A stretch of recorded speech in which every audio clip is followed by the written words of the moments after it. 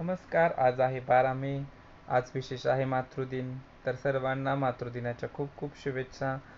आईचं आणि तुमचं प्रेम असंच खूप छान प्रकारे राहू दे. तुम्ही तसंच त्यांच्याशी कोऑर्डिनेशन ठेवा. त्यांच्या सगळे जे त्यांच्या इच्छा आहेत त्या पूर्ण करा. त्यांच्याशी आदराने बोला. त्यांचा मान कधी दुखवला जाणार नाही असं काही वागू नका. सर्वांशी प्रेमाने राहा. मातृदिनानिमित्त आईची काळजी करा. आईसाठी काहीतरी स्पेशल असं गिफ्ट अरेंजमेंट करा. सरप्राइजेस द्या.